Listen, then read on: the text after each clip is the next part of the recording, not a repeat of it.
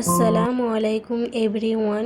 আজ আমি খুব সহজভাবে আলু দিয়ে গরুর মাংস রান্না দেখাবো। আপনারা খুব সহজভাবেই রান্নাটা করতে পারবেন। আমি আলুটা ভাজার জন্য কড়াইতে হাফ কাপ তেল দিয়ে দিলাম। তেলটা গরম হয়ে গেছে, এবার আমি আলুগুলো দিয়ে দেব।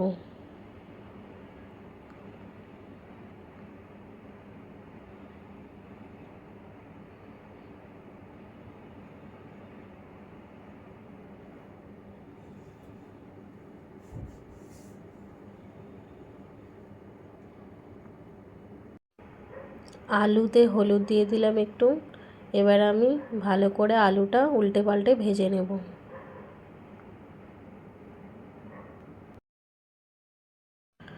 আলুটা আমি ভেজে নিয়েছি লাল লাল করে।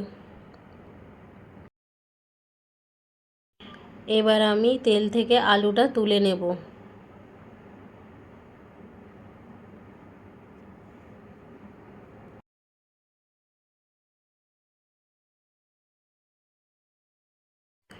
আমি এবার তেলেতে গোটা গরম মশলা দিয়ে দেব।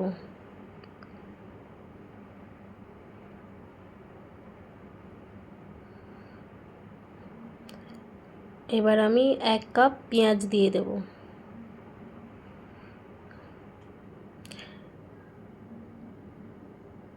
পেঁয়াজটা আমি ভালো করে লাল লাল করে ভেজে নেব। পেঁয়াজটা আমার লাল লাল করে ভাজা হয়ে গেছে। এবার আমি 1 চামচ উঁচু করে আদা রসুন বাটা দিয়ে দিলাম। আদা রসুন বাটাটা ভালো করে কষিয়ে নেব যাতে কাঁচা গন্ধটা চলে যায়। এবার আমি লঙ্কা দেব।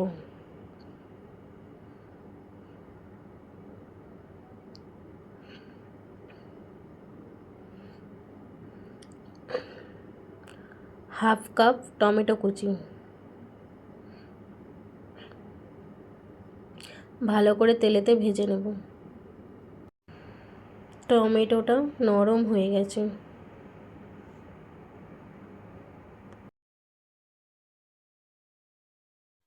এবার আমি পরিমাণ মতো নুন দিলাম, আপনাদের টেস্ট অনুযায়ী নুন দেবেন।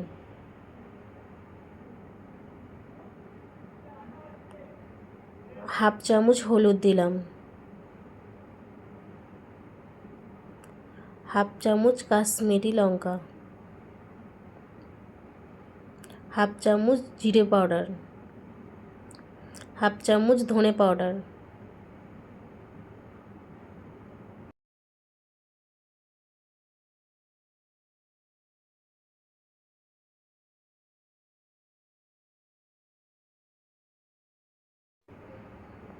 হাফ চামচ গোলমরিচ পাউডার।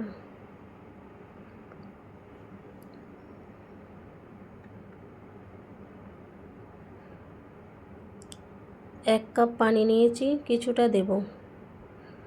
ভালো করে মশলাটা কষিয়ে নেব।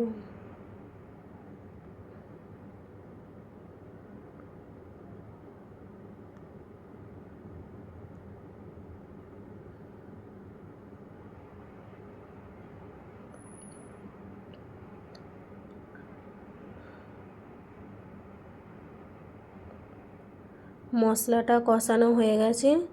এবার আমি 500 গ্রাম গরুর মাংস দিয়ে দিলাম। ভালো করে গরুর মাংসটাকে কষিয়ে নেব।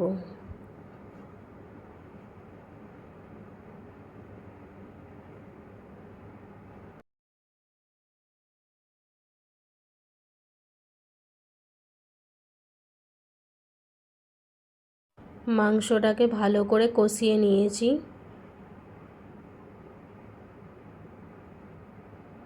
এবার আমি 5 মিনিটের জন্য ঢাকনা দিয়ে ঢেকে দেব।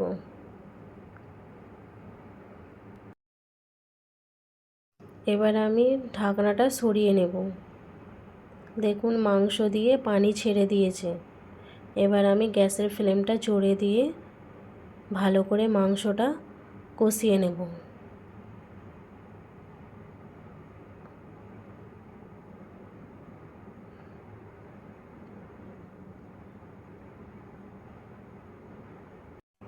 আমার মাংসটা ভালো করে কষানো হয়ে গেছে।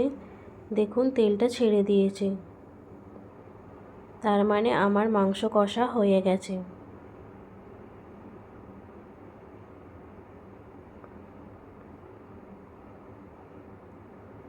এবার আমি আলুটা দিয়ে দেব। আলুটা দিয়ে ভালো করে কষে নেব।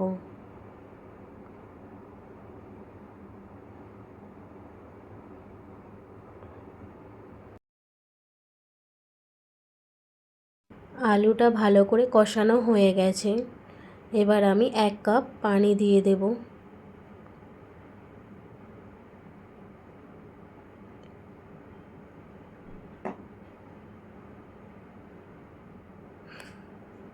ভালো করে মিশিয়ে নেব।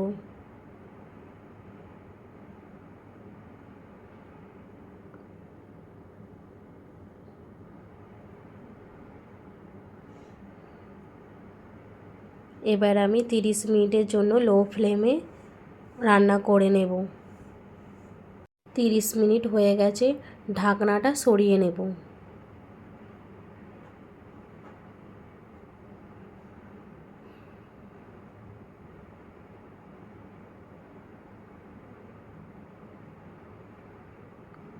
পানিটা মরে গেছে।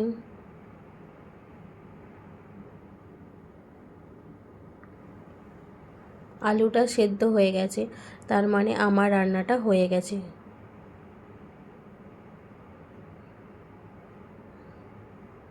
গরম মশলা পাউডার দিয়ে দিলাম 1/2 চামচ।